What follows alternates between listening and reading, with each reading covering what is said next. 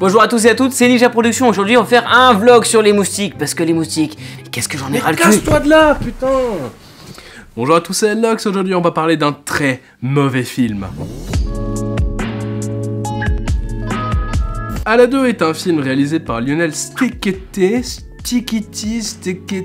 par un mec avec un nom absolument imprononçable, avec Kev Adams et Jamel Debbouze. Le film est la suite directe du premier film, Aladdin est le roi de Bagdad, mais il se dispute avec sa copine assez souvent, et il y a un autre vizir qui arrive, qui veut prendre la place d'Aladdin, et puis il se passe des bails, et puis voilà. Ce film est bon, relativement mauvais. En fait, en regardant ce film, j'avais un peu l'impression que ils ont pris tout ce qu'il y avait de bien dans le 1, mais ils l'ont rendu très mauvais. Je sais pas si vous vous souvenez, mais j'avais dit dans ma review sur le premier film qu'il y avait quelques trucs qui étaient bien, comme par exemple le fait que les décors étaient plutôt cool, le fait que les costumes étaient plutôt pas mal, que l'histoire se tenait plutôt bien, mais là non, c'est encore pire que le premier film. Un bon moyen de s'en rendre compte immédiatement dès le début du film, c'est la première vanne. En fait, Aladdin doit ouvrir une porte où il y a les coffres forts de Bagdad juste derrière, et il fait « Eh, c'est quoi le mot qui se termine en âme pour ouvrir la porte ?»« Instagram, ouvre-toi !»« Jean-Claude Van Damme, ouvre-toi !»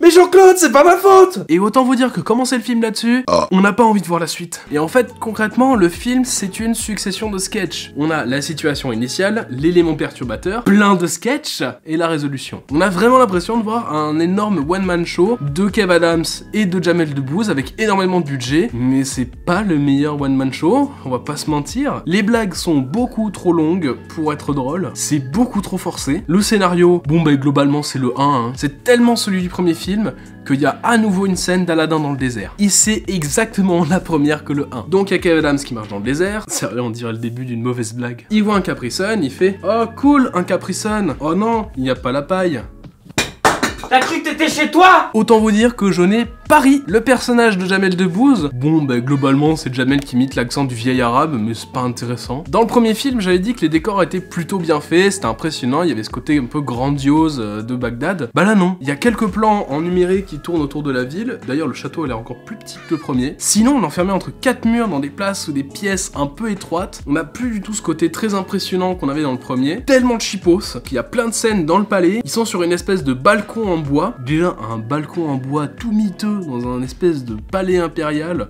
c'est non. Bah, demandez à Buckingham s'ils ont des balcons en bois, tu sais. Et je crois que t'as facilement 4 ou 5 scènes dessus, sur un petit balcon en bois, hein, avec 4 pots de fleurs qui se battent en duel dans le coin. C'est terrible. Il y a le retour du génie, donc dans le premier film, il a été libéré, et dans le deuxième film, il retrouve ses pouvoirs de génie, mais il sait pas très bien les utiliser parce qu'il a un peu oublié.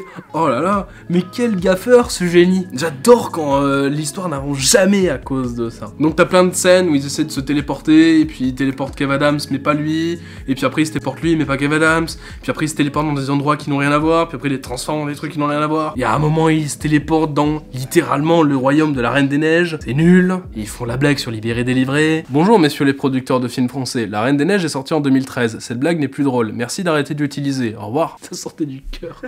Un moment dans le film, on revoit le vizir du premier film. Au début quand je l'ai vu, je me suis dit, bon ça va être cool, comme Shazamad, le mec joué par Jamel Debbouze, c'est un méchant, je me suis dit, ouais cool, ils vont faire 2 méchants en même temps qui vont foutre le sbul dans Bagdad. Bon, ça peut être rigolo, mais non. En fait, c'est juste un vieux caméo pourri dans Jean-Paul Rouve, qui est juste là pour faire j'étais le méchant il y a 2 ans. Après, on ne le revoit plus. Et la fin, que j'ai pas compris. À la fin du premier film, on se rend compte que Sophia, la doppelganger de Shalia, et meuf de Kev Adams, est un peu saoulée du côté gamin de Kev Adams, mais en même temps, elle se met en couple avec lui parce que sinon elle doit se mettre en couple avec le doppelganger du vizir, et lui c'est vraiment le vieux con nul, donc on peut comprendre qu'elle veuille se mettre avec Kev Adams, qui est un peu ce côté gamin, mais en même temps jeune et dynamique, ce côté un peu en marche. Dans le deuxième film, on comprend que Sophia a quitté Kev Adams parce que c'est trop un gamin, etc.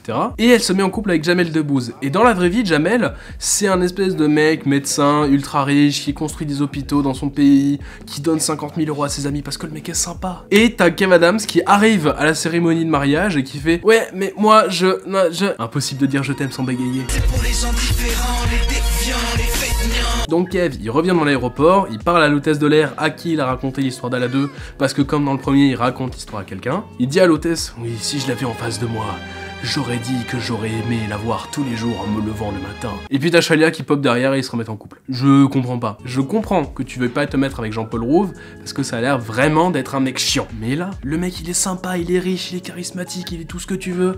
Et tu te mets avec un espèce de gamin qui imagine des histoires des mille et une nuits dans des avions à des enfants qui jouent à la Switch et qui s'en battent les couilles. Arrête d'être débile. Non, à la 3, ça va être j'hésite entre me marier avec Barack Obama et Kev Adams.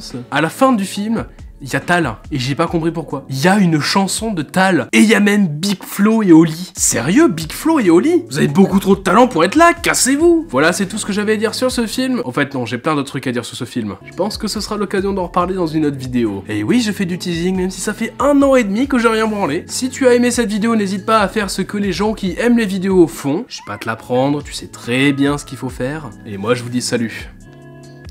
Quel film de merde!